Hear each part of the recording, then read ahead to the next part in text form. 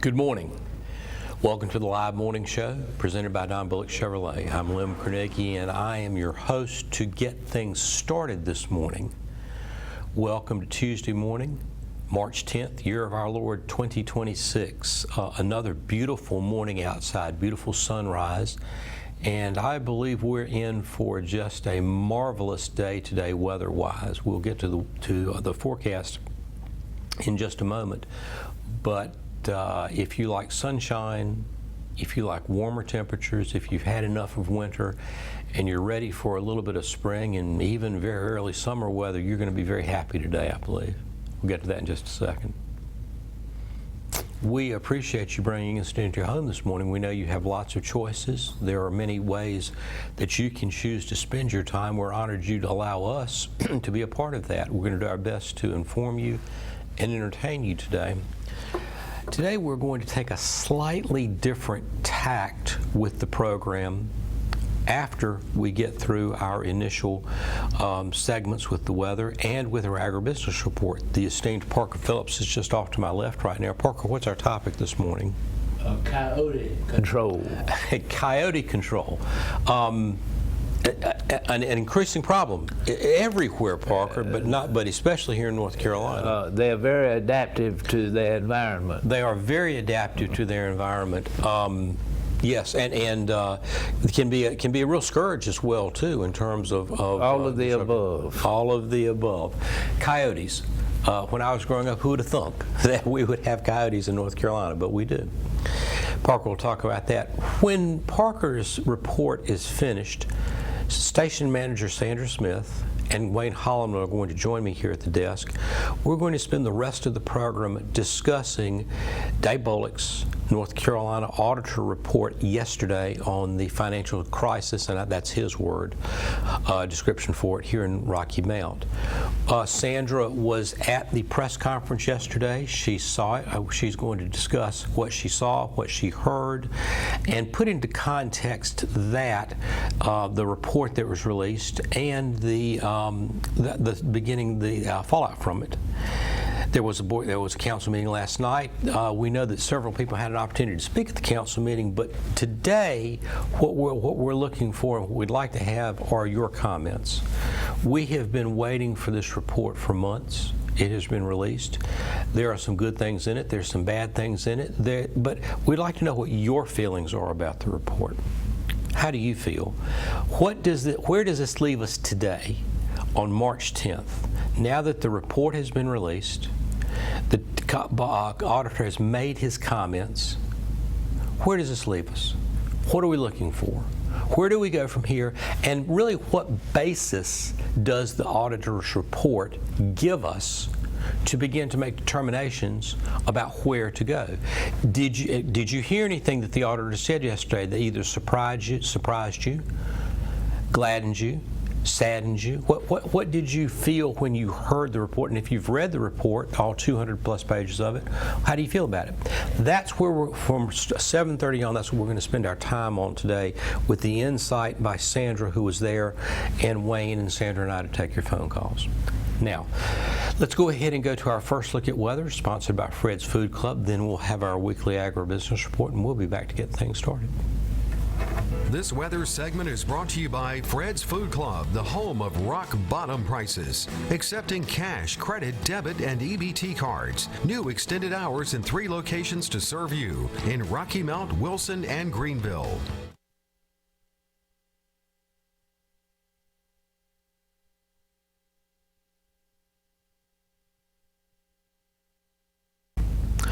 Let's take our first look at our current conditions this morning. The current temperature is 50 degrees. The dew point is 49 with the relative humidity of 96%. Winds are calm, and the barometer is at 30.08 inches. I believe that barometer is unchanged from yesterday. Our 5-day forecast. Today, under sunny skies, we're going to have a high of 84. Tonight, clear night, a low of 61. Tomorrow, sunny skies, a high of 66 under sunny skies. Thursday, cloudy skies, a low of 71 as a cold front approaches us. Low Thursday night of 43 with a chance of rain. Friday, sunny skies, a high of 62, a low Friday night of 44, and Saturday, a high of 71 and a low of 47 on Saturday night. So let's go back and look at today. 2 days with sunny skies in the mid-80s, low 60s to mid-60s tonight, then a rather significant change to Thursday and Friday before it begins to warm back up on Saturday. If you have a chance to get outside and enjoy this weather, please do so. This weather, after the rain that we've had, we are about to see lots of plants start to bloom, lots of plants start to bud, the grass is going to start to grow, and unfortunately the pollen's going to come along with that too. So that is our 5-day forecast, sponsored by Fred's Food Club.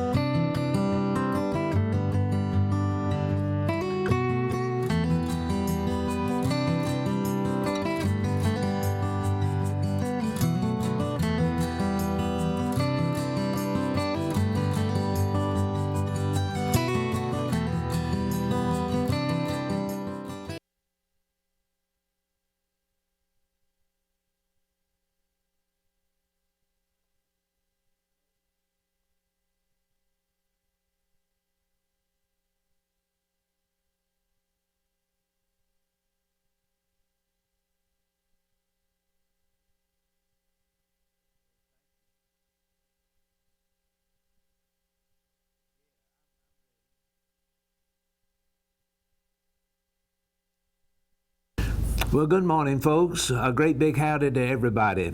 I'd like to start off this morning with a report from NC State, North Carolina State College of Life and Agricultural Sciences, and give a shout out and a little bit of a compliment to the new dean, Dean Gary Fox. Dean Fox just took over in this role, and he has set forth some guidelines and a mission to accomplish certain things during his time. And so I'd like to hold forth on that. Dean Fox sets 3 pillars for NC State CAL. That's CAL is acronym for College of Agriculture and Life Science. Aiming to future-proof ag through innovation, workforce expansion, and North Carolina State University becoming the state's champion for agriculture and life sciences. And this is a reference to Dean Fox. So he's aiming for 3 innovations, workforce expansion, and becoming, as far as the college is concerned, a champion for agriculture and life sciences. If it weren't for the influence of an FFA instructor, Gary Fox may have never found his way to the dean's office in historic Patterson Hall on the North Carolina State University campus. Fox grew up on a beef cattle and wheat farm near the tiny town of Godley, Texas, not too far from Dallas. He was the first in his family to go to college thanks to the influence of his FFA instructor, Jack Rowland, at Godley High School, who saw Fox's tremendous potential. After his experience, he's paid it forward through youth development. If it weren't for my FFA teacher, I wouldn't be where I am today, because he really pushed me in that direction. He told me you need to go to college. He had no major impact on my life. He had had a major impact on my life, said Fox, who was named Dean of North Carolina State University's College of Agriculture and Life Science in 2023. With support from FFA scholarships, Fox left his home in Godley, Texas in 1994 to attend Texas A&M University in College Station. He earned his BS in agricultural engineering in 1998 and went on to earn an MS in 2000. In 2003, he earned a PhD in civil engineering from Colorado State University. Fox knew he wanted to devote his career to higher education in agriculture because he saw firsthand the value a college degree in the land-grant system had on farming in rural communities. For 11 years, Fox was a professor of agricultural engineering at Oklahoma State University. He came to NC State in January of 2017 as professor and department head of the Department of Biological and Agricultural Engineering, a position he held until he became dean of the college in 2023. In an interview with the Southeast Farm Press in his office in Patterson Hall, the dean laid out his vision for the college and for North Carolina agriculture. His goal is to future-proof agriculture and the food supply with three important pillars: driving resiliency through innovation, developing tomorrow's workforce, and managing NC State University, the state's champion for agriculture and life science. Farmers are in a tough situation these days with really high input costs. Commodity prices are still not where they need to be in many cases. We need a vision to maintain what we have, but also a position to position ourselves for the future, Fox said. He said driving resiliency through innovation is a must for North Carolina farmers to compete amidst challenges like urban sprawl, rising input costs, and continuing global competition.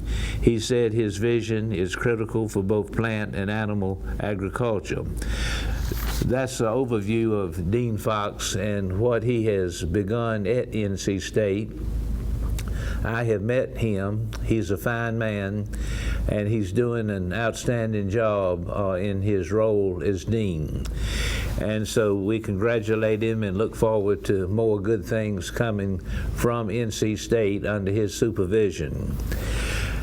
Moving along, I have a report that has to do with a school that has taken over a program to produce food, all the while be an outdoor classroom. This is all in reference to a middle school garden feeds into students' ag education. What started as a small indoor educational garden by Franklin County Farm Bureau, now that's Franklin County, Virginia, not North Carolina, blossomed into a year-round outdoor program that not only supports ag education, but shows Benjamin Franklin Middle School students how to grow a variety of food sources and helps address local food insecurity. The project started as a small indoor hydroponics garden and expanded in 2025 into a larger outdoor learning space with multiple raised beds. Working with math teacher Jennifer Hatch and a school administrator, Franklin County Farm Bureau helped create a planting timeline with a focus on plants that can create student-friendly meals and can produce throughout the school year and into the summer. Hatch leads the lessons and works with the students in the garden, while Farm Bureau provides expertise and secures volunteers and resources like seeds, plants, fertilizer, and soil when needed. Each stage of the garden is an opportunity for an agriculture lesson, from composting, cleaning out the raised beds, prepping the soil and applying fertilizer, to planting seeds, maintaining the beds and weeding. Harvesting and food preparation are also part of the lesson plan. Also, working in the garden exposes students to real-world applications of math, nutrition, and science through planting, measuring growth, testing soil, managing compost, and learning about garden management. It's not only the garden that's growing, so are the students' teamwork skills and their understanding of responsibility, problem solving, and long-term project planning. It's full circle, said Monica Bowman, Franklin County Farm Bureau Women's Committee member. Students plant the garden, nurture the plants, and learn how to cook and prepare their harvest. The students enjoy making pesto from garden-grown basil and fresh salads with leafy greens, tomatoes, and sprouts. The garden also helps address food insecurity in the community, which affects 16% of the county's children. Students were asking if they could take some produce home, and it became apparent there was a need for food. So this year we started a backpack harvest where students bring produce from the garden home to their families. Bowman estimates over 500 students have been directly involved, with even more learning from the garden as teachers incorporate it into their lessons. It has snowballed. Students tell other students about it, and then they want to participate also.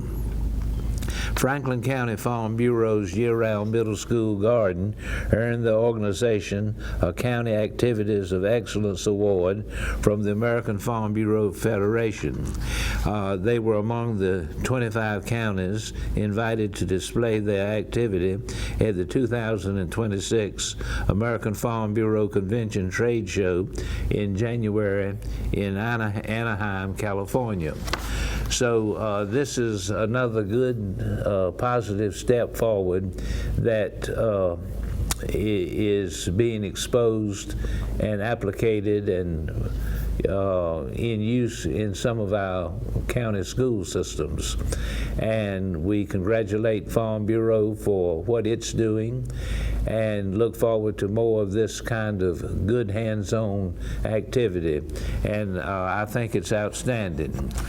Early on, when Liam welcomed everybody a few moments ago, we talked about the presence of coyotes in and around our area. And to some extent, well, any one individual is too many, but the numbers of the coyotes are approaching epidemic proportions. And so how do we control them, and how do we coexist? Thanks to more cameras and more time spent at home, we're seeing lots of wildlife in our backyards. What was that furry creature? Here's some pointers on distinguishing a gray fox from a red fox from a coyote, and these are some of the hints and observances. Coyotes are stealthy creatures, but that doesn't mean they go unnoticed. Doorbell cameras have recently captured coyotes roaming around North Carolina, but could the animal in your footage actually be a fox? We have red foxes and gray foxes, and a lot of people often will mistake a fox for a coyote or vice versa. Faylene Owens, wildlife extension biologist with the North Carolina Wildlife Resources Commission, told the News and Observer recently, if you're not really familiar with these species, it can be easy to get them confused. Here's what to know about spotting coyotes and how to distinguish them from furry lookalikes. Coyotes live across North Carolina and are known for their ability to adapt to different settings. Coyotes survive anywhere there are abundant food sources, the Commission wrote on the website. Their habitat can range from agricultural fields to forested regions and suburban neighborhoods. The spectrum is very wide regarding habitat. Though coyotes are prevalent, Raleigh area data shows The least common time of the year for people to report seeing them is in the winter. That's because the animals are secretive as they get ready to raise their pups in the spring. Coyotes have been spotted roaming around North Carolina. Coyotes have been spotted regular all across the state. So what could be behind the recent coyote sightings? Experts say the animals are attracted to food, so they may show up in yards where pet food is left outside. Also, coyotes don't hibernate during the winter and instead are active throughout the year. Though coyotes are elusive, lucky North Carolina residents may see them around dawn or dusk, and it's also possible that you have footage of one on your home security camera. Cameras can be a fantastic way for people to understand the wildlife that already live next to them in their neighborhood or even in their yards, that do run and hide and go away when people are outside. So it's almost like a sneak preview into the world of wildlife that really has always been there. It was there and we just didn't know it. We just did not reach out and observe it. Now, you might ask yourself, are the coyotes and foxes one species? Coyotes aren't the only creatures roaming North Carolina, so you may get confused with another animal. That includes the two fox species that live in the state, red and gray foxes. Foxes and coyotes are very common across North Carolina, including the Triangle, and including even our major urban areas like downtown Raleigh.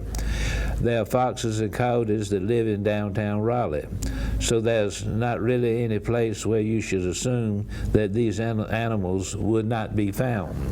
So how can you tell the two animals apart? And here's what they learned. Coyotes weigh about 35 pounds, while foxes grow to be 8 to 15 pounds. Coyotes are often gray all over. Foxes have reddish fur that's often darker on their legs. Both creatures have pointy ears and noses, but a coyote's face typically looks more similar to a wolf.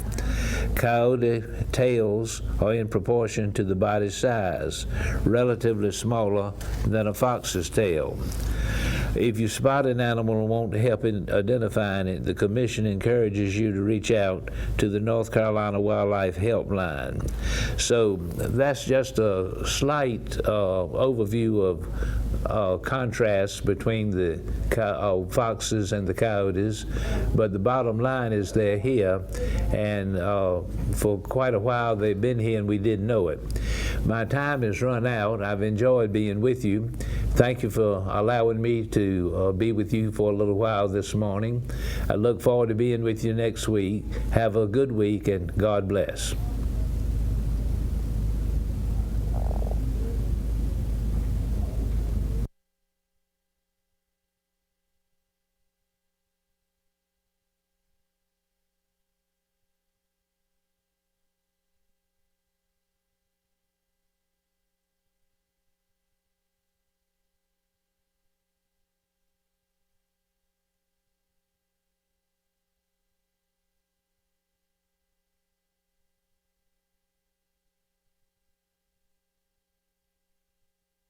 Make any day special by coming into Ribeye Steakhouse in Nashville.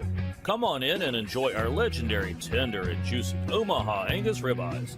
And try and share our seafood entrees, your choice of shrimp, flounder, or oysters. And especially don't forget our famous salad bar with all your favorite fixins. If you want to give that someone special something to revel in, Ribeye's gift certificates can be made to order. And as you're looking for somewhere to host a business meeting or special event, you can reserve the Angus Room. Ribeye Steakhouse of Nashville, over 10 years of great food.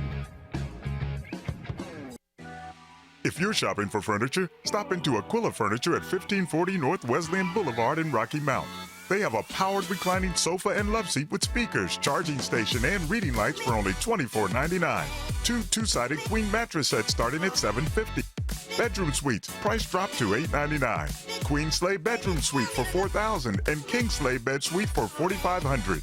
Aquila Furniture has appliances, Lazy Susan dinettes, sofa and love seat combinations, anything that you need to fully furnish your home. Financing is available. Come on in today. Don't let a deal on quality furniture pass you by. When Jay arrived at the emergency department with a hernia, he was in pain, scared, and unsure of what would happen next. That's when he met Dr. Clarice Monnier. The way she conveyed, it was something that I could understand. She didn't talk over my head. She called me at home on her cell phone just to see how I was doing. They really treated me like family. I just can't say enough. I wouldn't be hesitant to come back here. Learn more at nashsurgery.com. Dreaming of a custom home that's exactly how you want it? At America's Home Place, we've been building homes your way, on your land, for over 50 years. Customizable plans? Check. Affordable pricing? Absolutely. Quality craftsmanship? Every single time. Come in today to see all our customizable options and floor plans. Or visit us at americashomeplace.com and see why so many families have trusted us for decades. America's Home Place, the custom home builder you can trust. Rocky Mountain. It's Jubilee. Present the 9th annual Down East Music Festival weekend. Friday, July 24th. Inside Brown Auditorium. The campus of Nash Community College. Doors open at 8. And performing live. Mr. Magic.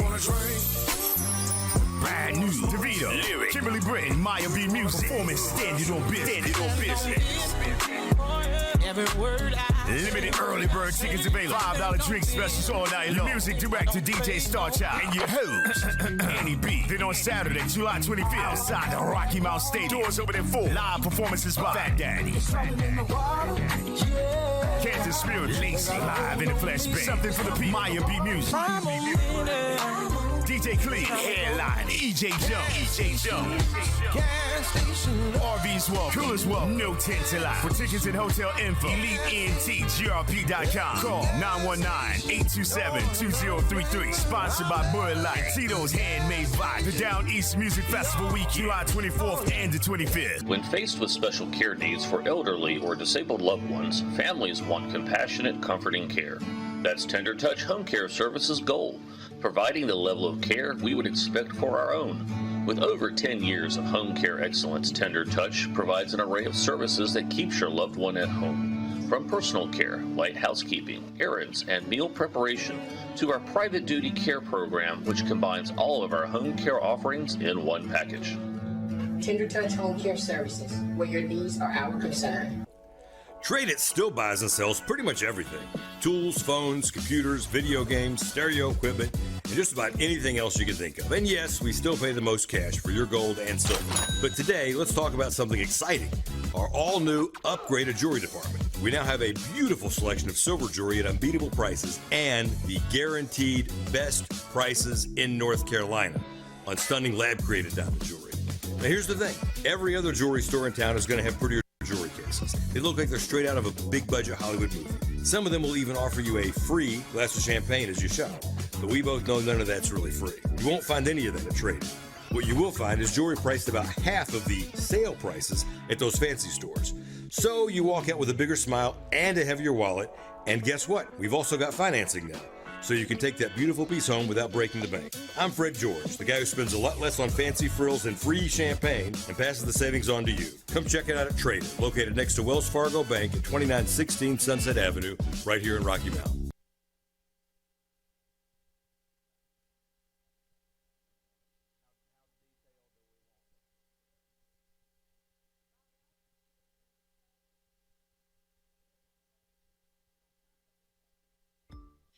If you want fine dining that goes beyond just eating, come to Lillian Steakhouse. It's an experience. Exceptional food prepared by our famous chef, meticulous service, and an upscale ambiance. Certified Angus beef, choice and prime, seafood, pork, and chicken, all seasoned to perfection. Coming soon, our cast and cellar wine bar. High-end wines by the glass. Book your private functions with us. Office parties, holiday parties, and yes, we'll even host your private luncheon. Lillian Steakhouse, located at 139 Gateway Boulevard, open Monday through Thursday, 4 to 10, and Friday and Saturday, 4 to 11.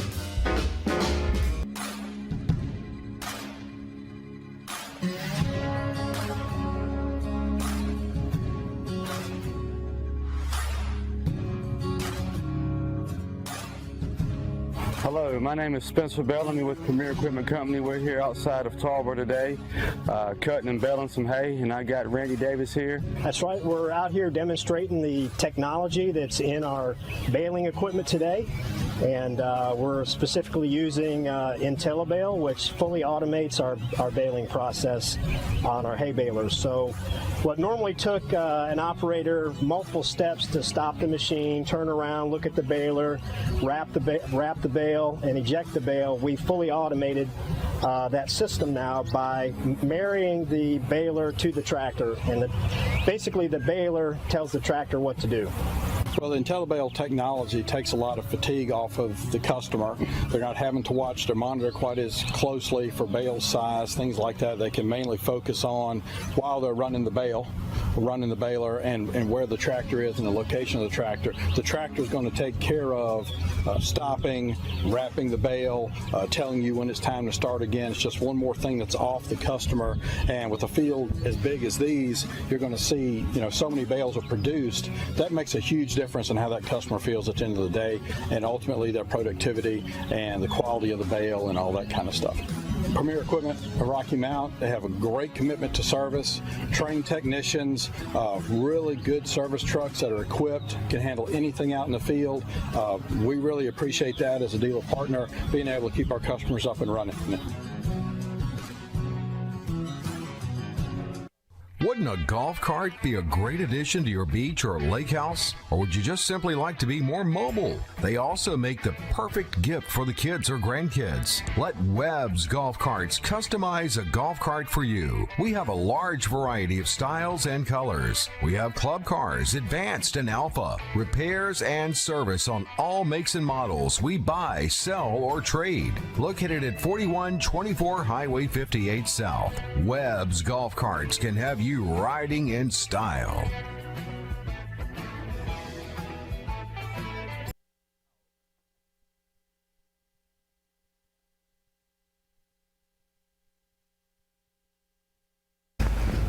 Welcome back to the live morning show presented by Don Bullock Chevrolet. Rarely do we have three people at the desk, and especially three presenters, but we're honored this morning, and it shows the significance of what we're going to talk about this morning. Sandra Smith all the way to my left, Wayne Holloman, Lim Carnegie. Thank you for joining us this morning. We are going to spend the rest of the morning talking about Dave Bullock's report that was released yesterday. We're very interested in your comments now that you've had a chance to hear something either on the news, if you've had a chance to read the report, if you've talked to other people about it, if you attended the meeting last night. We'd really like your comments on this and use today as an opportunity to give you an opportunity to express to our viewers and to the community as a whole what your feelings are now that we have the report that we've been waiting so long for. I want to start with Sandra, because Sandra, you and a cameraman were there yesterday. You saw with your own eyes the auditor, what he said, and just as important as what he said, how he said it, and what was the mood in the room. And I like your comments on what he said, how he said it, and what the mood was in the room as the auditor was releasing his report.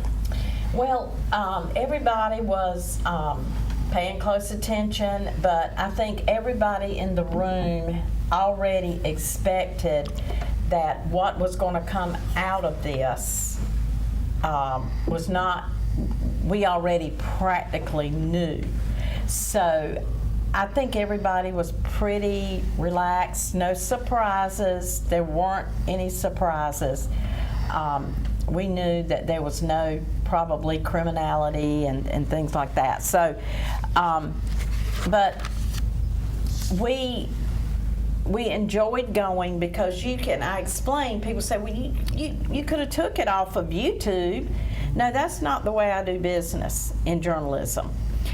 What you like to do is read the room. Sometimes there are comments made that are completely not on camera that you get to hear. You get to see facial expressions of reporters and people there, and even, maybe Dave Bullock's staff. We got to meet them, and one of his staff members I really liked, his close assistant. I really liked him, and he was listening to us afterwards in conversation and kind of intrigued by, you know, and agreeing wholeheartedly with some of the things we said. But anyway. So let me, if I could, let me ask you. You mentioned Dave Bullock. What was your impression of his attitude and emotions while he was making his comments to the press? He was pretty emotionless, if you can use that word. He just gave you the report in synopsis. Now, Beth Wood went all the way with her report and just detailed everything. He did not. He practically said without saying it. Yeah. You have 232 pages before you. We have emailed it to you, so you can go in there and read it. But in synopsis, here are the findings. Okay. And he just listed them, da da da da da. And the findings, I guess everybody knows the findings, is what I was proud to say. They were what we have been talking about on the morning show. I agree wholeheartedly with her. If I may, the difference in the attitude and the personality of these two auditors is very apparent. Yes. She's Beth Wood, very much like, almost like an in-your-face type, like driving it home kind of thing. And she like, even called to get on our show. Right, yeah, she was like, I am determined to come sit on this show. You know, like you say, she comes and sits with us for almost 2 hours. Right. So to see the difference in personality of how it was presented was definitely striking, I thought. I think that was a very good point. He was much more, here it is, you go handle it. She was like, you will know every, you know, like definite different personality. Oh, yeah. Sandra, what would you say was the attitude of the press that was there to cover the press conference? Well, we all felt the same, that this, you know, this is unfortunate for the citizens, I think, of Rocky Mount, not even knowing. Some of them are not that close. Channel 17 out of Raleigh, some of the other channels, you know, there was only 4, Robbie can tell you because he was over there with the media, but 4 or 5 channels, WRAL, our Telegram, us, CBS 17, and there might have been one more. But there wasn't that many. And I guess Channel 11, you know, like I said to you, Lim, they more or less covered Durham and Roxborough, and we have a call. You want me to go ahead and start taking them now? All right.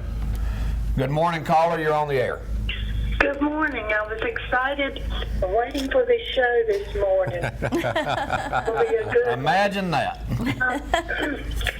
It's for people that watch the morning half.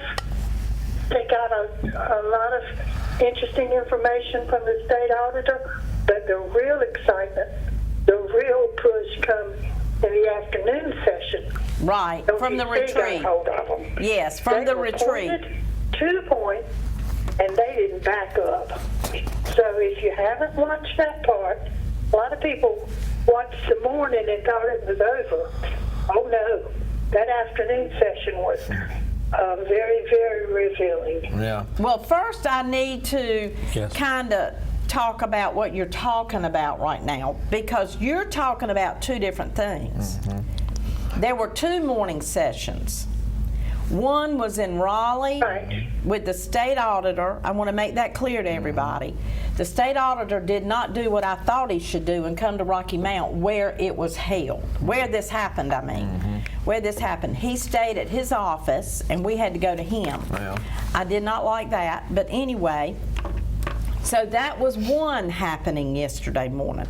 The other happening at the same time almost was the retreat going on at the event center. So there were 2 happenings in the morning. Yeah, absolutely. You're correct. And I thank you for WHIG showing this on Facebook. Yes, we did Facebook Live at the event. It's hard to find coverage. Yes, ma'am, it is, and I kind of felt like this is our job. This is our obligation to the community as the community station to be there live. So, but the most informative, in my opinion, was the afternoon of the retreat. Yes, the lady from the LGC. She laid it out And we're going to show that in just a minute. Serious that was. Yeah, we're going to show that in just a minute. Yeah, appreciate the call. All right, thank you. Yeah, have a great day. I think before we show that, one of the things that just resonates to me about all this, as you look at the feedback, you know, of course, I've talked to some folks, I know all of y'all have talked to some folks, and you're talking about reading the pulse of the room here, just the frustration that this, you mentioned, it's like we didn't really find out much of anything that we didn't already know and assume. Right.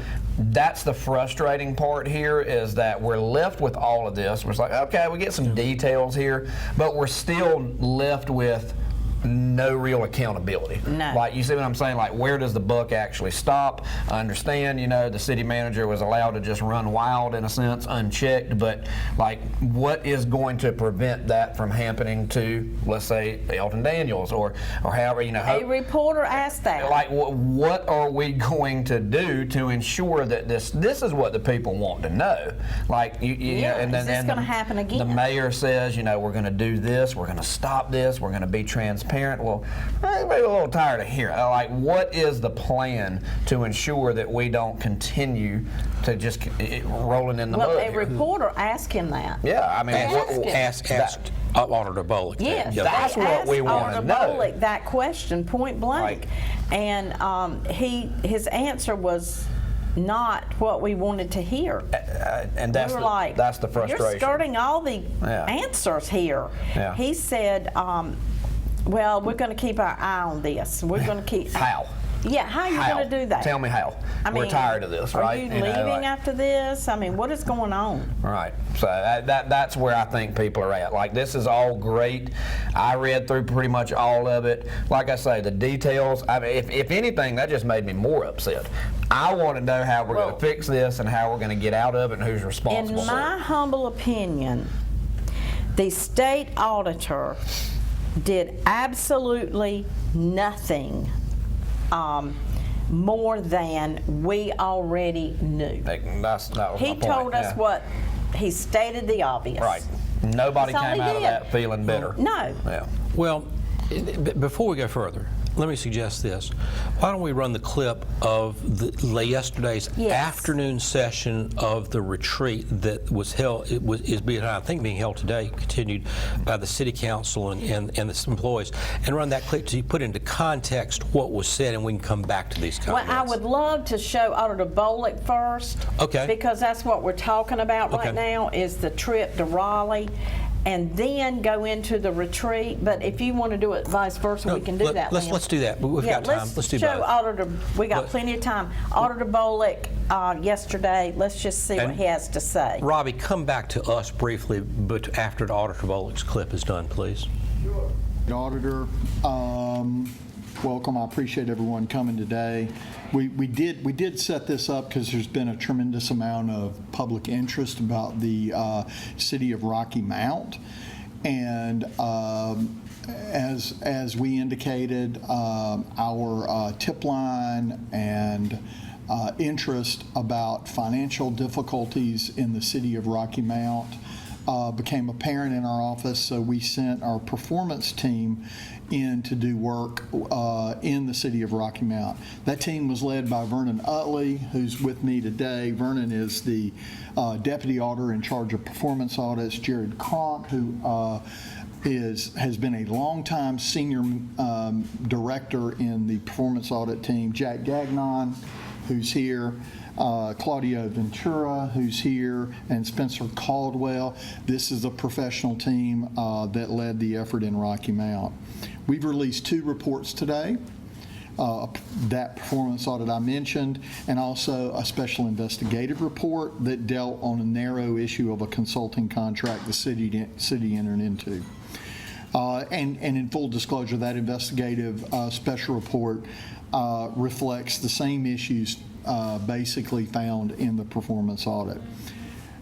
It turns out residents of Rocky Mount were right to worry about their city and the financial condition of the city of Rocky Mount. What we found was a former city manager in charge of everything from carrying out policies and ordinances to managing day-to-day operations, who went unchecked and was held unaccountable for years. He was hired without due diligence. While he was employed, the City Council failed to effectively monitor the significant overspending taking place. And this is a story of checks and balances for 2 years, and the fact is there were none in Rocky Mount. Let's start with the former city manager. City of Rocky Mount employed an executive search firm for $38,000 to recruit the city manager, and despite that consultant's own description of the city manager as a, quote, stretch candidate, there's no evidence the city council performed reference checks or any due diligence. We did due diligence, and what we found was red flag after red flag, including the fact that he had previously been the town manager of Dumfries, Virginia, and during his time there, we found recurring issues of poor management and poor decision making, including a pattern of unqualified hires, questionable salary increases without council approval, inadequate segregation of duties, and structurally unsound budgeting. Those deficiencies in that community ultimately resulted in a $1 million overspend by the city manager. Yet the Rocky Mount City Council voted unanimously to hire him. What followed during the city manager's tenure was significant overspending. Put simply, the city just spent more than it had, and went past its own means. Costs were going up while cash took a nosedive at an incredibly fast pace. Between August 2023 and August 2025, the city's cash and investment balances declined by approximately $80 million, falling from about $100 million to $21.8 million, an astonishing 78% drop in 2 years. During this same period, city spending increased while revenues declined, accelerating a financial crisis. Personnel-related expenditures increased 27% between fiscal year 2023 and fiscal year 2025, reaching $62.4 million. Citywide salary adjustments added $3.2 million recurring annually to payroll, and an additional $621,000+ in holiday bonuses were paid despite declining cash balances. Capital spending also increased 153% from fiscal year 2023 to fiscal year 2024, totaling $67.4 million. Those capital projects included, for example, $17.2 million spent on land for a proposed casino and entertainment complex that never materialized. That land, I believe, is still for sale. $11.2 million spent redeveloping Fire Station Number 2, nearly triple the original estimate. $6.8 million for a lump sum vehicle lease agreement. $6.6 million for additional equipment purchases, including fire trucks and heavy machinery. Auditors found our team found purchases made without thorough financial feasibility analysis and attempts by the former city manager to bypass city council approval for financing equipment purchases. While the city experienced a 27% increase in employee compensation and 153% increase in capital purchases, this increased spending coincided with a 2% decrease in city revenues. And as a result, all this overspending, residents are the ones that ultimately are getting hit. The city has now paused projects, eliminated 86 full-time positions, approximately 10% of the staff, decreased the budget for part-time staffing, raised property taxes and utility rates for residents, resulting in an average increase of $20 per month for natural gas and $8 per month for electricity for a typical household. Former city manager, by the way, also received almost $170,000 in a separation payment. As I mentioned, we also released an investigative special report. We found the same city manager entered into a nearly $800,000 contract without proper city council approval. $385,610 was actually paid on that contract, but was ultimately terminated. Again, the former city manager in that instance acted without transparency or accountability. So this is ultimately not a salacious report. but it is a true picture of exactly what has happened in the city of Rocky Mount. It's not our job to create a narrative. It's our job to get the facts and let the data tell the true story. My office has heard overwhelming public concern and interest in this investigation. I want to thank our team. It is been the blessing of my life to be elected state auditor among having my 4 great kids and my wonderful wife. But that blessing really is the profession. Did y'all hear what I heard? $800,000 contract was entered into without any oversight of the city council whatsoever. Do y'all realize that this man, Keith Rogers, had a blank check? Mm-hmm. Absolutely, that's basically he what had it a was. blank check. No checks, no balance. Unbelievable. No accountability. Be a nice job to have. Well, so let's be honest. So let me just, I think, recap what we've talked about over the last few minutes. We didn't hear anything that we didn't suspect, which doesn't make hearing it any easier. No. What I take away from the auditor's comments, and I think it's backed up by his report, is that what we're looking at is a foundational problem with the policies and procedures that have been in place in the city of Rocky Mount. Now, what it appears happens is that a city manager came in who saw that the policies and procedures legally, and I want to underscore that word legally, gave him the opportunity and the authority to make these decisions. Right. Did he do anything wrong? I will go to one of the things that Auditor Bullock said when asked about criminal activity occurred. He said he has been in contact with state officials at all levels. Now, who those state officials are, don't know. Could be the Attorney General, could be other people, don't know.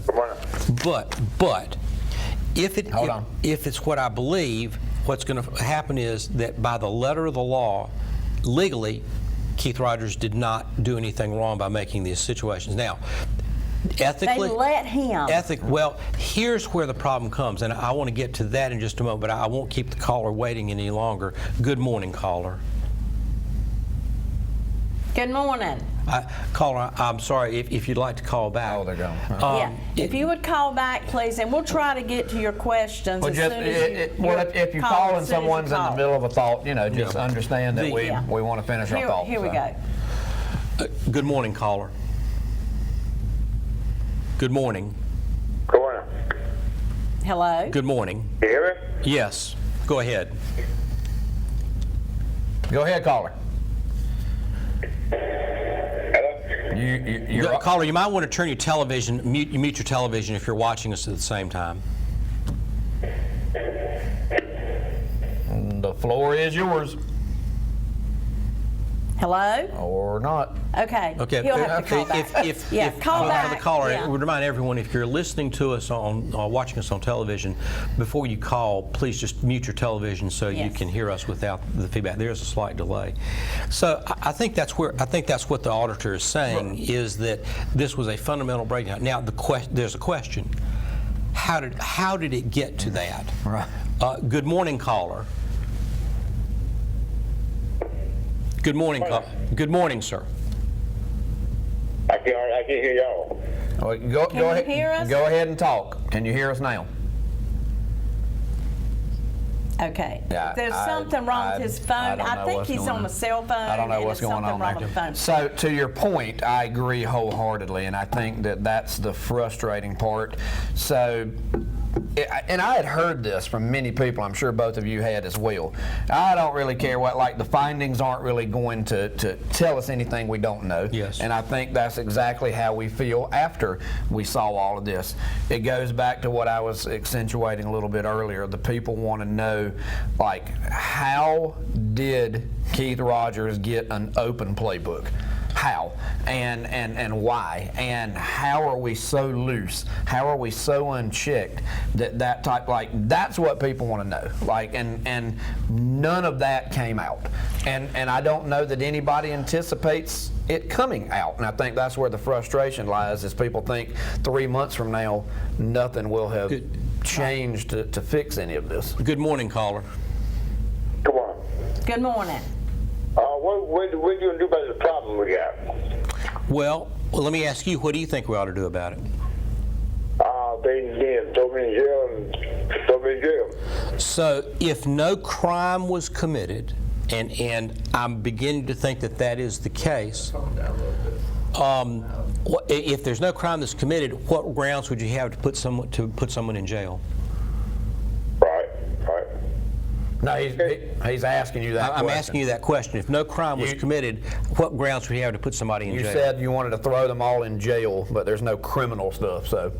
If there was no crime committed, I mean, the money is spent, and we just can't see the Rocky Mountain.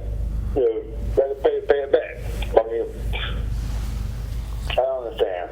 It's a mess. It's a mess. I think we all are left with the same befuddled feeling. Citizens have to pay it back. Right. We have to pay it back for what decisions were made. Now, correct me if I heard this wrong, but didn't he make a reference to rising utilities since this problem? Yes. So he did I take that correctly in saying he was blaming this utility increase on the city as a way of trying to get some of this money back? Yes, absolutely. Okay, I was just making it right. So I think now that might be an important thing to accentuate, because I think the question was, you know, is that really why everybody's bill is wacky right now? The whole takeaway. How you say he's committing a crime? I mean, he stole money from the city right now. It really that's can. You're right. We feel like money has been stolen from us. Yes, absolutely. That's how we feel as citizens. If I go to the store and steal a piece of candy, are they going to lock me in jail for stealing a piece of candy? Yeah. You know what I'm saying? Yeah. I mean, right, wrong. This guy, he shouldn't get away with it. Yes, sir. Appreciate the call, my friend. All right, thank you too. All right, have a good night. All right, buddy. Thank you. No, I agree. That is how we're left to feel. Well, I'll tell you, the auditor brought it home, I don't know how many times, 3 or 4 times, he said repeatedly, it is the city council's fault. He made sure he drove that home. He did, and that brings us to another point in a second. Good morning, caller. You're on the air. Good morning, Lim, Wayne, and Sandra. How are you? Good morning. I'm well. How are you? I don't know the last time the three of us hosted. Have the three of us ever hosted again? I don't know. We need to do this more often. I know. Who knows? Have the round table. That's right. That's right. What's on your mind, my friend? Well, anyway, I observed the whole thing on YouTube. And the first man that was up there, and he was giving his report, and they asked him questions. He said, I have to refer back to this. I have to refer back to that. He really wasn't familiar with what was going on. So you're talking about the retreat. He's at the retreat now. Yeah, you're at the retreat, which we're going to talk about at 8 o'clock. You know, we'll start on the retreat, but yes. So the first man talked about, I didn't watch the first man in the thing. What was he talking about? He was mostly answering questions that they put to him, but he did not answer them well. As a matter of fact, I text each one of my councilmen, which I have 3 representing our community, and told them I was not impressed. I was very disappointed with what was going on. Well, they can't answer the questions. How can you answer $80 million gone? Yeah. How can you answer that? You can't. I can remember back a few years ago where we did need some sanitation trucks because we had to borrow them from somebody else. And if we didn't have the money to purchase them, and we didn't, we were really in a bad shape. And then Keith Rogers came in, and he really won my confidence in him. And I guess we went down the wrong road with him because he came in and raised the police salaries right off the bat, and that threw us into a whirlwind. Yeah, that was his first big move. Other neighboring towns began to do the same thing to keep their employees. Right. The frustration lies, as Sandra alluded to right before you called, is the gap here is, okay, he clearly blamed the city council for this hire. He said there's no oversight and no accountability. Right. He said it plenty of times. So we feel like Rochelle Small-Toney was a mistake. We feel like Keith Rogers was a mistake. Is Elton Daniels going to prove to be a mistake? I mean, I hope not, but the point is, two definite mistakes. Hopefully this one will get things right. Where does the, Councilman Knight has called in numerous times, we've heard others say, da-da-da-da-da, but as the auditor said, you guys hiring these people. So, like, where do we clean this up? And Auditor Bullock said another thing, point blank, spelled it out. He said they had no business hiring Keith Rogers. Yeah. He didn't say Keith Rogers, the previous manager from Dumfries, Virginia. Yeah. He said that hire should never have been made because of the size of the budget. He was a he said stretch. It was red flags. He was a stretch. In other words, like, probably not your best bet here. Yes. Like you knew hiring him, you were taking a major risk. He was flagged as a stretch candidate. Yes, yes. Let me tell you another thing I remember. I remember that when they voted on bringing in Keith Rogers, that Ruben and Andre stood outside of the room and would not participate until they came back for the vote, and then they voted in, everybody voted the same. Yeah. But they were kind of against it. Ruben and Andre, but I will say this, Ruben and Andre, just disclosure here, Ruben and Andre were not for Keith Rogers. I remember that. They were not. Right. But I'll tell you who they were for. Small-Toney all the way. So that was just as bad. All of the city council has put in the last two managers, Small-Toney and Keith Rogers, that were absolutely terrible. All of them had a hand in it because one, some of them liked Small-Toney, some of them liked Keith Rogers. Neither one of those people were any good. And I didn't know anything about Small-Toney because I was working. I was on the road at the time. Right. So I never had any anything to do with her running the city. But when I retired and got off the road, it was another city manager. However, can't we get something? Who is going to do the hiring of the next? I think Elton is, kind of stabilizing it. So we're going to. I hope he's getting it together. Yeah, I hope so. Well, that's a really good question. Raymond, we have gone a little over our time. Can we do this? If you got any other points, if you can make them quickly, but we'll address them when we come back from our commercial break. That'll work. Thank you very much. Appreciate the call, my friend. Thank you. Let's take our top of the hour commercial break. We'll come back and address that. And I've got something else I'd like to add to the conversation that I think would add something to think about with this. You're watching the live morning show presented by Don Bullock Chevrolet. We'll be right back. Daniel Moss, owner of Cornerstone Funeral Home, and I'd like to invite you and your family to give our family an opportunity to serve you in your time of need. And we offer a full line of funeral services, everything from visitations to graveside services to cremations on site with a live crematory, as well as a banquet hall to meet the catering needs of our families that we serve. We offer catering service. We offer refreshments prior to visitations and services of our family. And we want to invite you to come and experience the difference here at Cornerstone Funeral Home.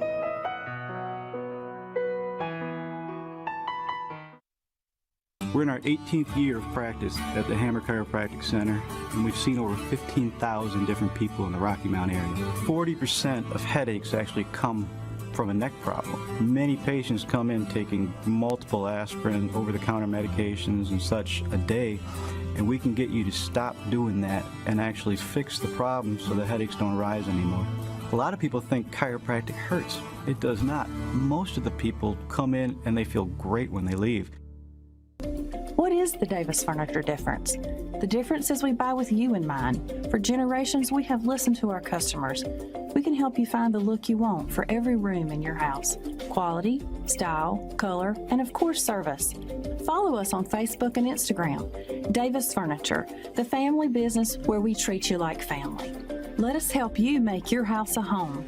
Davis Furniture, historical downtown Rocky Mount, on the corner of Hill and Main. When Anita needed surgery, she struggled to find a doctor who made her feel at ease. Then she met Dr. Stephen Grant. His bedside manner and the way he treats his patients is fantastic. He was different from everybody else I'd ever seen. He's compassionate. He really cares about his patients. I told him, you were my guardian angel. My experience with Nash was A+. I said, any surgery I need here on out, give me a blank piece of paper, I'll sign it.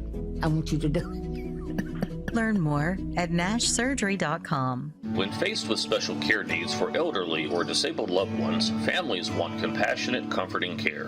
That's Tender Touch Home Care Services' goal, providing the level of care we would expect for our own. With over 10 years of home care excellence, Tender Touch provides an array of services that keeps your loved one at home. From personal care, light housekeeping, errands, and meal preparation, to our private duty care program, which combines all of our home care offerings in one package.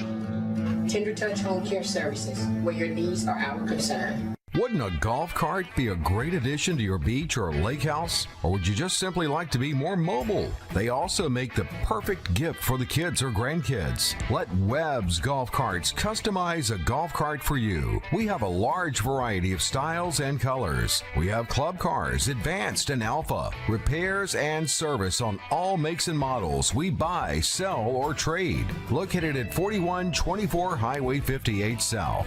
Webb's Golf Carts can have you riding in style.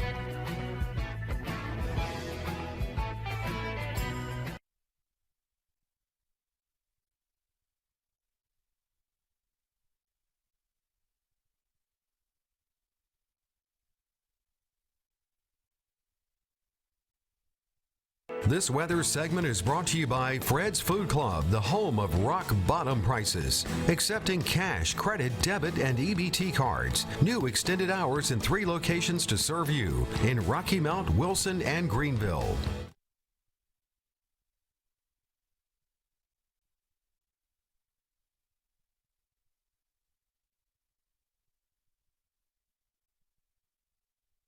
Conditions. The current temperature is 50 degrees.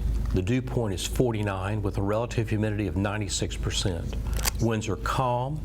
The barometer is 30.08 inches. As I said before, that's unchanged from yesterday. Let's look at our 5-day forecast, sponsored by Fred's Food Club. Today, under sunny skies, we're going to have a high of 84. Let that sink in for just a moment. A high of 84 on March 10th. Tonight we're going to have a low of 61. Tomorrow, clear skies again. High of 85. Low tomorrow night of 66.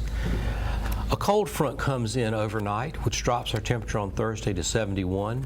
Under cloudy skies, and actually will bring some rain to us on Thursday night. I should note too that as that cold front comes through, it will be preceded by some rather gusty winds on Wednesday afternoon into Thursday. Friday, sunny skies again, high of 62. A low Friday night of 44, and then it warms up again on Saturday to 71 under sunny skies, low of 47. Ladies and gentlemen, what this says to you is that if there are any plants outside, the grass, it's all going to start growing over the next 5 days. Yes, mine has. And we can expect some pollen over this as well too. Lawnmower is going crazy here in the next few days. Absolutely. And I'm not convinced that we won't have at least one more one more frost before. And Landon said he was looking at the 10-day forecast, and it's supposed to. There's one day next week. The high is only 45 again. So it will put a quick stop to it. So we're gonna get hit again for sure. We have a caller. Good morning, caller. Good morning. How you doing? Fine. How are you, ma'am? And like you said, we already knew the results before they came out. Yep. Nobody was going to jail. But my thing is with the new city manager, he walked into a mess. You was not going to bring nobody else in from nowhere else walking into this. Yeah. The city was broke. Yep. So guess what? Anybody with a half a brain done figured out the quickest way you could get money was through the light bills. Yep. Not through the city taxes or whatever, because that come way later. So what we ended up with, yes, we'll end up paying, but then you think about if the city was broke, who gonna pick up the trash? How we gonna pay the city workers? I mean, we just gotta look at the big picture. I can tell you, I'll bet your trash pickup is going to 1 day a week or something. I mean, something's going to happen. We used to get, what, twice a week, and we had money, and we went to, what, every, once a week. And like you said, now we might get it every 2 weeks.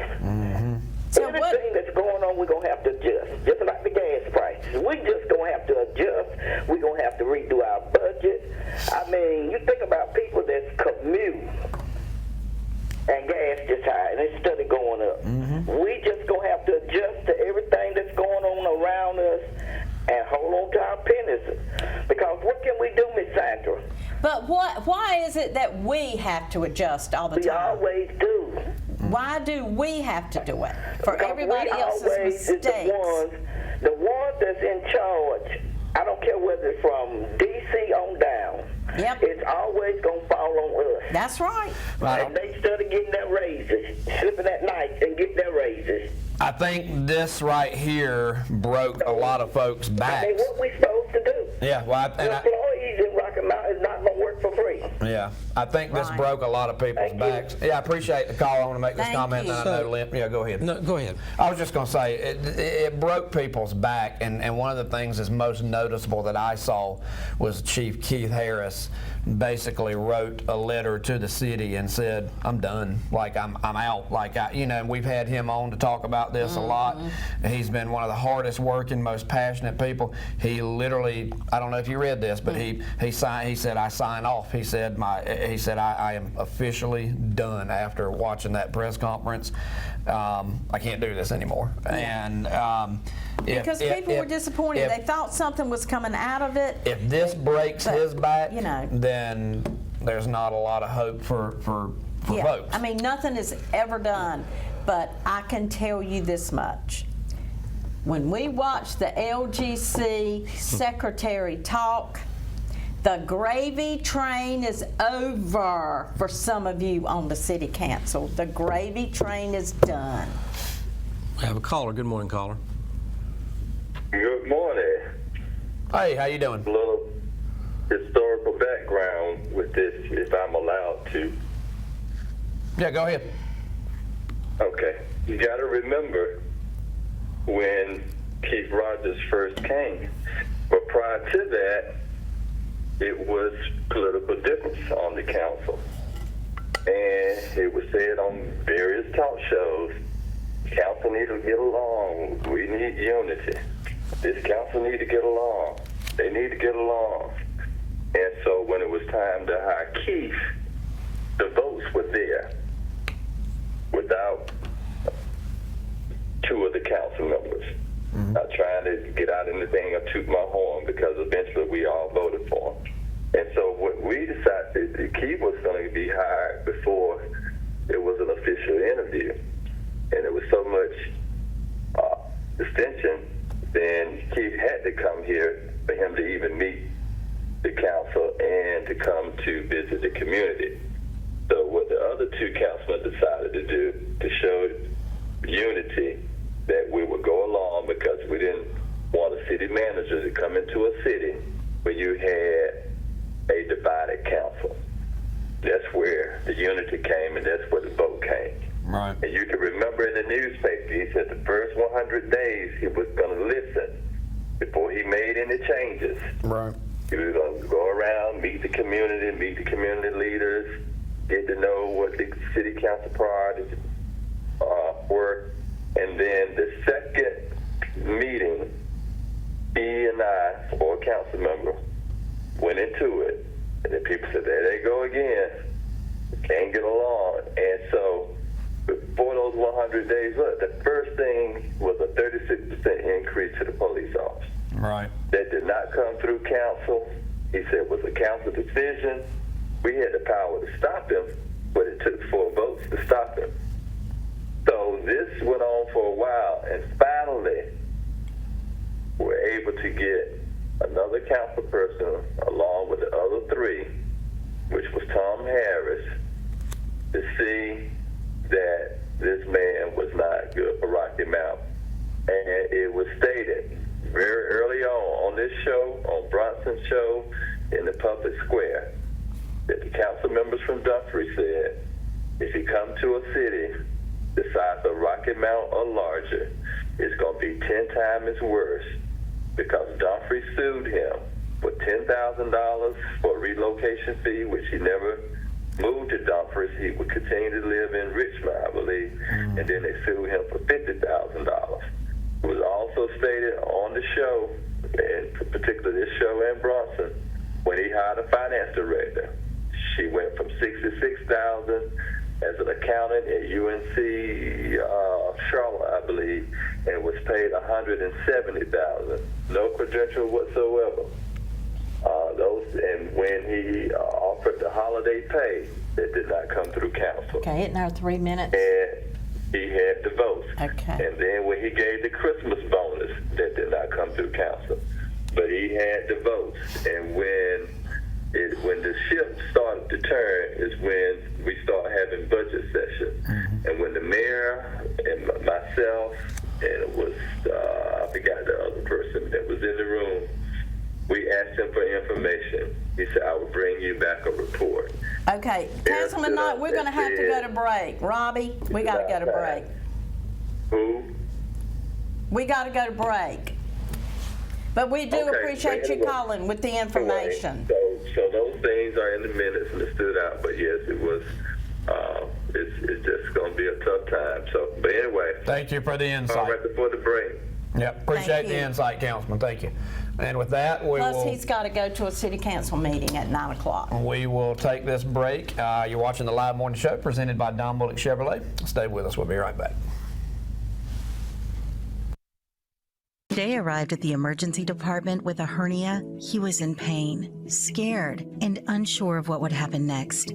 That's when he met Dr. Clarice Monnier. The way she conveyed, it was something that I could understand. She didn't talk over my head. She called me at home on her cell phone just to see how I was doing. They really treated me like family. I just can't say enough. I wouldn't be hesitant to come back here. Learn more at nashsurgery.com.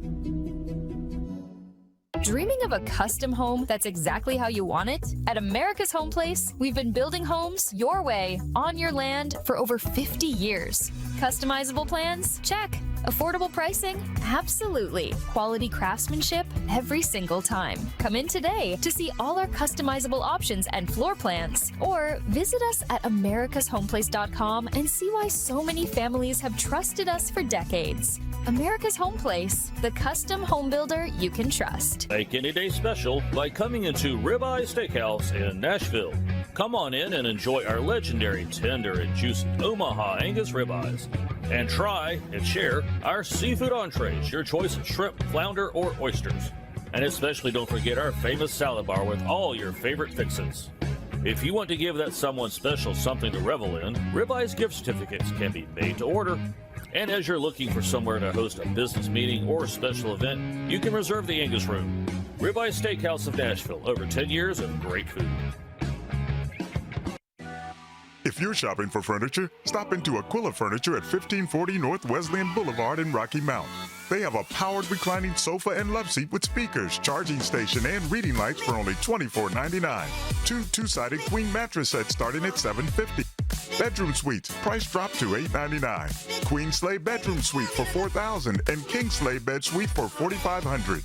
Aquila Furniture has appliances, Lazy Susan dinettes, sofa and love seat combinations, anything that you need to fully furnish your home. Financing is available. Come on in today. Don't let a deal on quality furniture pass you by. Hey, Mambo Italiano. We're ready. We're rolling. I mean, we got the new Italianos, the Italianos. Look at the new shoes. The new Italianos is exclusive to PJs, so come and get them before they're all gone. And like you all know, I don't follow the trend, I create the trend, and PJ the trendsetter. Mambo Italiano, try an angelada with the fishy bacala and then hey, Goomba. I love how you dance the rumba. Rocky Mount. It's Jubilee. Present the 9th annual Down East Music Festival weekend. Friday, July 24th. Inside Brown Auditorium. The campus of Nash Community College. Doors open at 8. And performing live. Mr. Magic. Brad New. DeVito. Lyric. Kimberly Britton. Maya B. Music. Performing Standing on Business.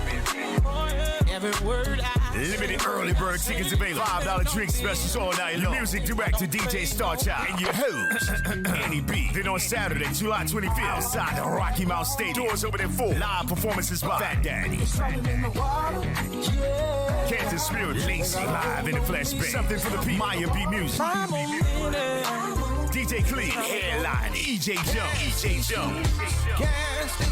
RV's Walk, Coolest Walk, no tent till live. For tickets and hotel info, EliteNTGRP.com. Call 919-827-2033. Sponsored by Bud Light, Tito's Handmade Vibe. The Down East Music Festival weekend, July 24th and the 25th. Bro, gold's over $4,000 an ounce. That's $4,000. You've got cash just chilling in your drawer. Take it to trade it.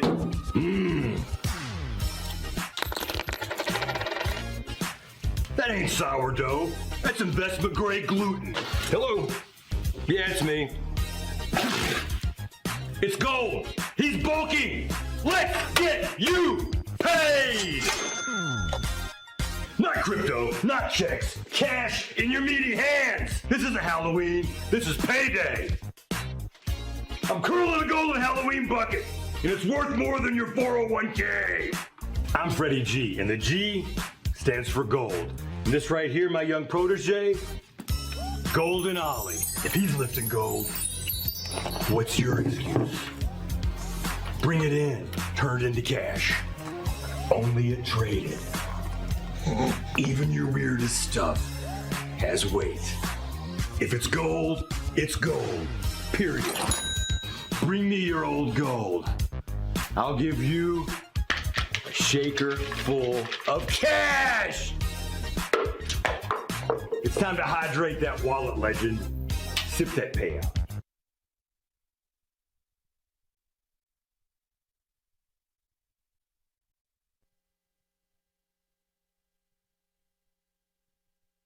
Welcome back to the live morning show. During the break, we had a caller who is on hold right now. I'll go ahead and let him make his comments. Go ahead, sir. Good morning. How are y'all today? Good morning. Thank you. I'm out of town, but I'm down in a place that I call my second home, and I watched them get rid of their trash trucks, Moorhead and Atlantic Beach, and they sub it out to the trash companies, and they don't have any problems. They don't have to worry about breakdowns. They don't have to worry about salaries. It's a nice, clean operation. They pick up twice down here. And they don't have to worry about buying the trash trucks, right? That's correct. That is absolutely correct. Because they sub it out, they contract it out to an independent. Waste Management does it down here, and they do Moorhead City and Atlantic Beach. Well, maybe that should be something we consider. Very good. That's what we ought to do. That's good thoughts. I'm glad you brought that up. Maybe that's something we ought to consider. They ought to talk about it. They save a lot of money. Yes, sir. Thank you for calling, sir. Thank you so Enjoy your much. day. Enjoy your time. Wish I was still down there. But yeah, you wanted to comment on it. So one of the things I'd like the viewers to keep in mind is that there is no question that elected council members and government officials at every level of government, from dog catcher up to the president, hold on just a second, caller. have a legal fiduciary responsibility, which I would bring up to you. You may want to consider whether city council, city manager, and the leaders in the city of Rocky Mount follow that fiduciary responsibility. Fiduciary is a legal and ethical obligation that requires them to act in, this is the key phrase, in the best interest of the community they serve. Keep the phrase best interest in mind.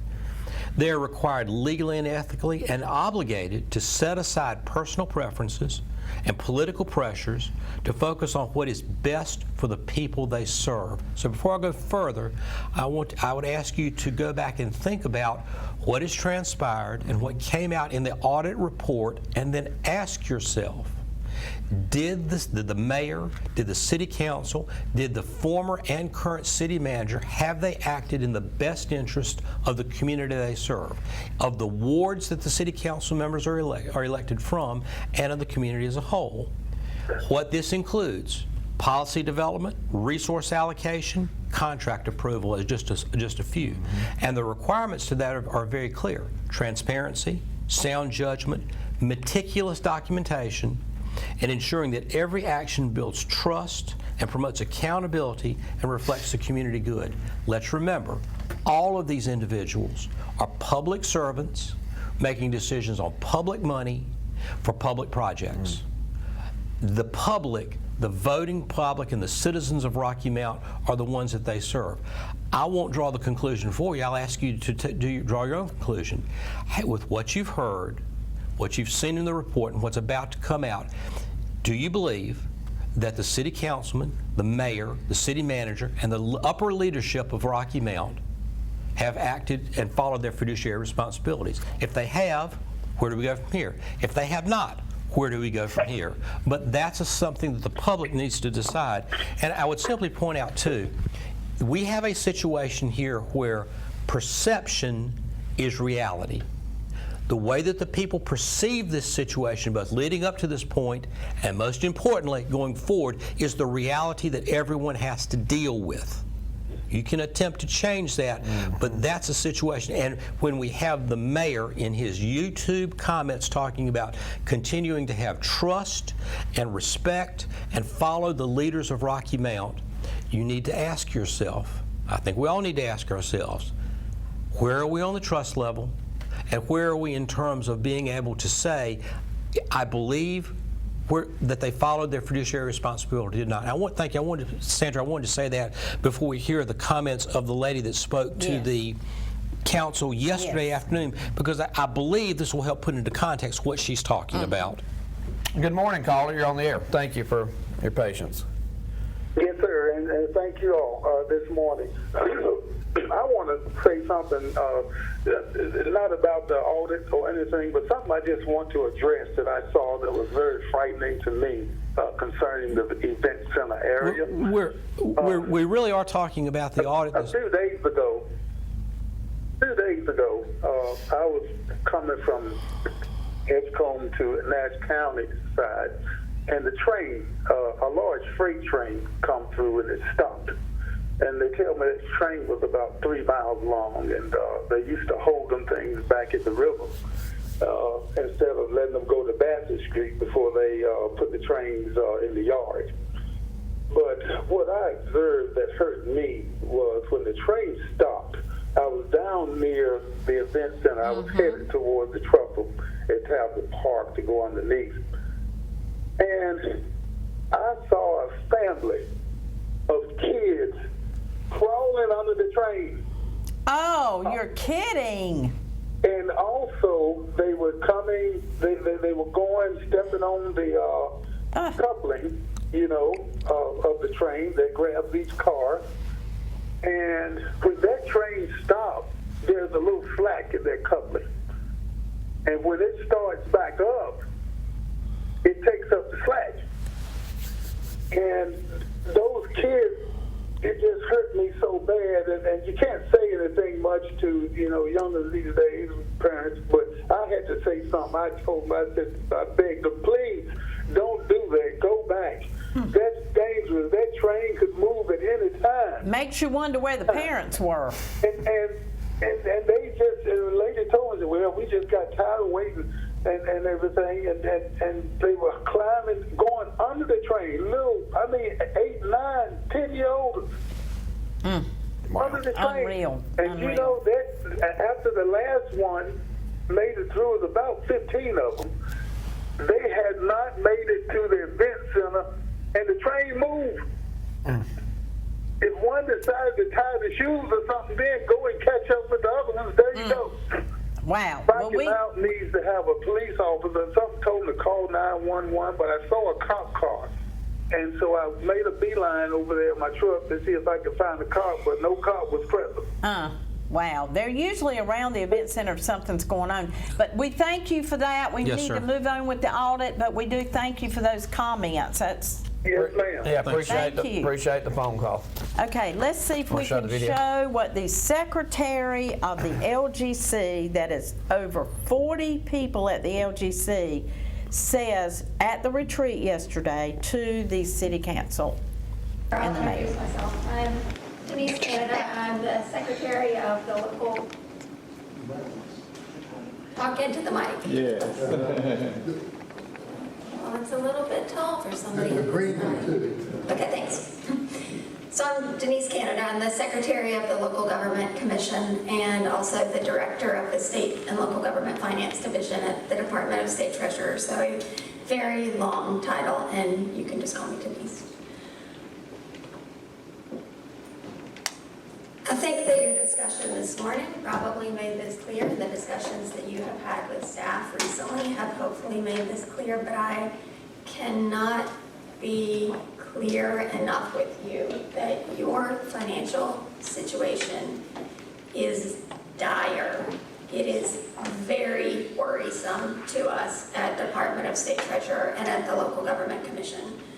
So who am I and why do I care about your financial situation? I'm going to talk first about what the Local Government Commission is and why I'm here.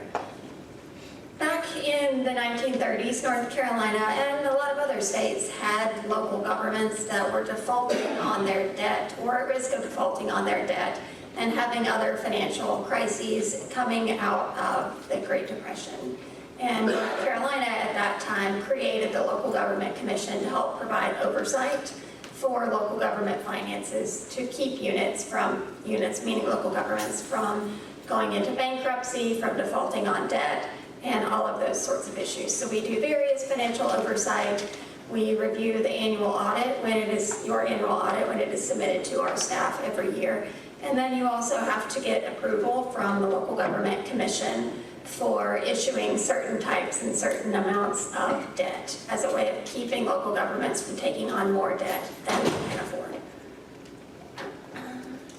The Local Government Commission has various authority in the state general statutes, and the one that you will often hear talked about is the one on the far right, which is the authority to impound the books and records of a local government and assume full financial control of the local government. This is not something that the Local Government Commission likes to do. As the secretary of the commission, it's not something I'm particularly interested in doing, but this is certainly something that gets talked about, and so I do want you to know that that is something that the commission has the authority to do. I guess one more thing before I move on from that one, just for those of you that aren't as familiar with the Local Government Commission, the commission is chaired by the state treasurer, Brad Briner, and has several other members as part of the commission. So the state auditor, Dave Bolick, is a member of the commission. The Secretary of State is a member of the commission. There are 9 members in total. And then that commission has a 40-person full-time staff, and that is the division that I run. As the secretary, I'm over the staff that work for the commission itself. So just to sort of place all the players and help you understand where I fit in. And then where do you fit in? As the board, the state statutes place the fiduciary responsibility on you, not on your auditors, not on your staff, not on your citizens, and not on the Local Government Commission. You are elected to do this. You are elected to manage the finances and mind the books, and that duty is placed on you. And y'all are up to the task, and I know that you can do it. What I'm I'm showing right here is something that I believe all of you have seen. These are some cash flow estimates that I received from your staff. So to be abundantly clear, these are not my calculations. These are your staff's calculations. I think I might have a pointer. I don't know if you can see it, so I have a pointer. So I just want to make sure that everyone watching understands what we're looking at right here. And to be clear, these are all estimates. So when you start up here in the top left, 32.7, oh, it's supposed to say dollars and millions. You have more than $32. You have $32.7 million. Sorry about that. You add in the amount of revenue that you expect to see come in that month, and then you subtract out the money that you expect to spend in that month. And then here is your ending cash balance. And that's what you start the next month with. So you go down, up, like that. And then you can see right here at the end of July, you have run out of cash and you are in the negative. If these estimates don't come through for whatever reason, because they are just estimates, say you have a significant disaster, you need a major repair somewhere, if you have an unexpected expense, you are going to be in the red even sooner than that. If revenues don't come in the way you expect, you will be in the red even sooner than that. And if you're in the red, you cannot pay your staff. You cannot operate water and sewer for the citizens of Rocky Mount. So this is a problem that you have to solve immediately. So you have two challenges that are ahead of you. You have to deal with this cash flow issue. It's what I call your liquidity problem. You have to make changes right now, immediately, to reduce your expenses so that you don't run out of cash. Because when you run out of cash, then you will not be, for example, paying your staff. You won't have any money to pay your staff. Payroll will not get paid. And then in the longer term, you need to be working on your budget for next fiscal year that makes significant, severe changes to get yourselves back on a good path. You have blown far past the time for easy decisions. You have blown far past the chance for small cuts. You've blown far past the time where you could make changes that would not be felt significantly by the citizens of Rocky Mount and by your employees. The changes that it's going to take, especially this late in the fiscal year, to not run out of money in July, will be large changes. This is not chipping away at a problem. You need a big shovel. Maybe even a bulldozer. No, none of this chipping. Far past that. You need to cut all of your discretionary spending. So I looked at, as just as an example, I looked at some of your recent board meeting agendas in preparing for this meeting, and I saw that you recently approved a contract for, I believe, renewing the contract for your federal lobbying services. And I didn't watch the video of the meeting, so I don't know what the discussion was, but these are the sorts of things that you will often hear boards saying, well, we can't afford not to do that, it will help us bring in money. You are so close to running out of cash, though, you can't afford to do that right now. You can't afford to do any of these optional things. The number of things that you can afford to do right now is very small.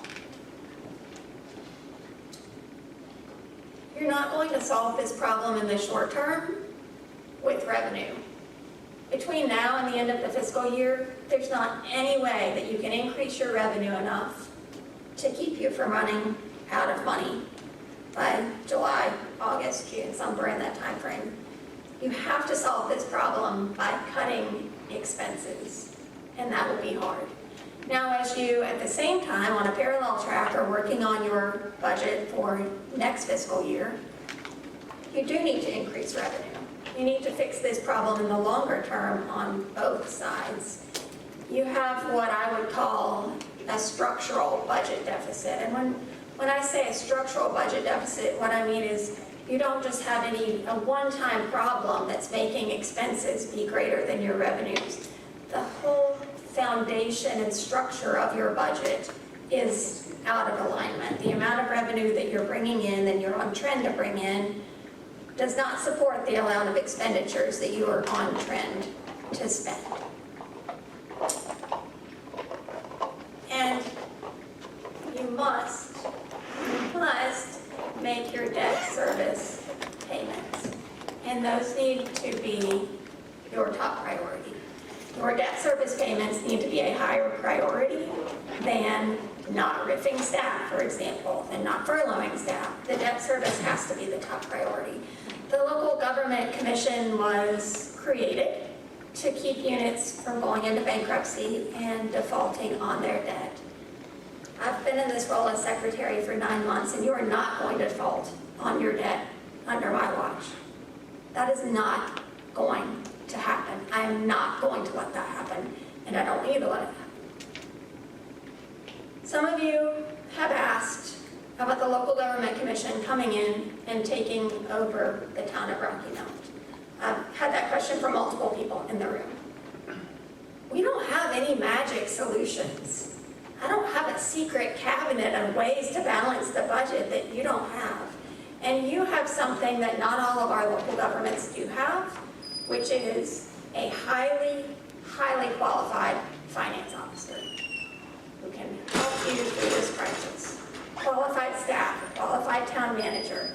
Typically, when the Local Government Commission has come in and taken over a local government, it has been because there's a lack of qualified staff. Across North Carolina, there's a real shortage of qualified finance officers. And so the towns that we have taken over, this is not a criticism of those towns in particular, there are not enough qualified finance officers to go around. The commission has stepped in and taken over the books and taken over the finances of a few local governments in the past, but typically, again, because there's been a lack of qualified staff. You don't have a lack of qualified staff. You have options. If the LGC steps in and takes over Rocky Mount's finances, and I will tell you, this is not an easy message to deliver to you, but if the LGC steps in and takes over the finances, it will be because there has been a failure of board leadership. There's been a failure in this room. Right. This is where you can solve the problem. You can do this. And if the LGC takes over, it won't be because your staff haven't come up with options or your staff haven't suggested different budget cuts. It will be because y'all haven't, as someone said earlier, rolled up your sleeves and gotten to work. There's not any reason that the LGC should need to take over in this particular case. There have been reasons in the past that made sense for the commission to take over, but this is not one that makes sense. We don't need to do this. You can do this. If you come up with ways, and you're going to be working and digging into your budget tomorrow, if you come up with ways to cut your budget and make changes, you get to make those decisions. You have the options right now. You're going to have to make a lot of hard decisions, but you will still be in control. The other option is that the LGC takes over your finances, and then you're completely out of control. Any of the things that are sacred, that you don't want to cut, that's politically sensitive, or I'm attached to that program, you lose your decision-making ability over those programs and services. And there's not any reason for it to come to that, because I've talked to several of you today, and you can meet this challenge. I don't have any doubt that you can meet this challenge. Let's see what other slides I have. That's pretty much it. That's it for the first part. That's it for the telling you what you need to do. I hope that this message is consistent with what you heard from your auditor, but someone said it well this morning, that the audit is looking back over fiscal 25, which is almost a year ago at this point. You're almost all the way through fiscal 26. And I know the state auditor's report came out this morning and maybe took up some of the opportunity. That lady should run for president. Wow. All right. Boy, she was telling them like it is. That right there, I tell you, there's a couple of things that stood out to me. She just looked him in the eye and said, you don't need a shovel, you need a bulldozer. Yeah. And just really accentuating how. Now here's the part. is. And she said you can't chip away. No, you cannot chip away. So this takes Like a you bulldozer. said, you got to have a bulldozer. The other thing she said is that I have faith that you can do this. Now, I think that there's a difference in her saying she has faith and the citizens having faith. Yes. Two completely different things. That's right. So let me just recap the high points of what she said. She said there is no way that the city of Rocky Mount can increase revenue to avoid running out of just a money second, Colin. before July 1st. No way. That's 3 months. She also said that the Rocky Mount must cut every dollar of discretionary spending immediately. Yep. Every dollar. And she said we have a financial obligation to meet our debt obligations, which means things like the event center bond payments. Those have to be made, and those have to be prioritized over things like cutting staff. So if it sounds like those are things that are going in 3 different directions, they are, but they're all equally important, and they must be done immediately. And that is the challenge to City Council. If they cannot come up with a plan to not only do those 3 things, but also to have a solid plan in the short and long run to address the situation, the League of City Governors are going to come in and take over the city of Rocky Mount. That's what she said. She said we don't need to at this point. And a point she made, our new finance director, she said they have confidence in her. Right. Yes. That is the only reason They're not being taken Yeah. over. Yep. It's because she feels like they have a staff in place now. If she didn't feel that way, she said we would take you over. The finance director that was hired, the new one, the reason this lady said, I know what she can do, I know that it can be done under her, the reason we're just going to oversee you and not take you over is because this lady, she didn't say that, but this lady came from the LGC. Yep. She worked for the LGC, so they know her capabilities. And before we go to our call, I just want to add this to our viewers. We had the mayor yesterday commit again, as they did in late September when this was first announced, to 100% transparency. Well, ladies and gentlemen, at the very least, every citizen should demand that every decision made going forward at this point should be 100% transparent to the public. No more closed-door sessions. No more secrets, no non-disclosure agreements, nothing. Right. If we're all in this together, and trust me, that phrase is going to be pounded into our heads over the next weeks and months and years, then we have a right and they have an obligation, fiduciary and ethical and legal, to be completely transparent with the decision, not only the decisions, but the decision-making process as well, too. Yep. Good morning, caller. Good morning. I totally agree with what the lady said. I believe that government that she represents, I believe they should take over the city of Rocky Mount. I think everybody feels that way. I have no confidence. I mean, I love Mr. Robinson. He's the exception to that. He has to stand out. I'll never forget what he said yesterday to one of the reporters. He said, no longer will someone come into Rocky Mount and get played. Yeah. And I totally agree. Well, Well, now I do want to make one point that I forgot to make this morning. The auditor yesterday made no mention. He said it is all the city council's fault. It is their fault. He never said it was the mayor's fault. The mayor was never mentioned because the mayor is not a city councilman. You know, he is not. He is a feel-good figure for the city. Right. Doesn't really have any authority. You know, all I'll say is this. Perception is reality. He sits in the council members, rightly or wrongly, he sits in the council meetings. He oftentimes chairs the council meetings. And if there's going to be a change at the top, there may well need to be a complete change at the top. And that is in no way, shape, or form disparaging or accusing the mayor of anything.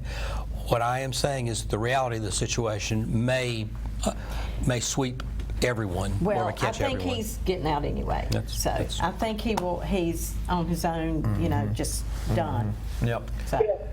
I'm sorry, because I know I used to work for Mr. Robinson. He's a very good boss. Yes, ma'am. Yes, ma'am. He got, and I used to be in the military. It's a certain structure that's there. Yeah. You don't sit back and let the state ship and not say anything. Right. Right. Well, I think one of the things that people would say, well, going back to her comments about if you don't do something, we're going to take over. Like, well, yeah, well, and I think that's where a lot of people are sitting after that. Like, what does it take? Could it get any worse than what we've seen? Like, if this doesn't absolutely require an LGC takeover, absolutely can get worse. Well, I mean, absolutely it can. But where? I understand that. But where is the line of takeover? Because I can't imagine it being. Well, now she will take over because she said this bankruptcy will not be filed. Yeah. Bankruptcy is not an option. Yeah. This will not happen under my watch. That's what she said. It's hard to imagine we it will getting take any worse. you over because it's not going to happen on my watch. I'll tell you one way that it can get worse. City Council, as it has done in the past, takes its time, does its business in private, doesn't tell the public, waits around, and it gets to the point where they get one more warning from the secretary, that they're going to take it over.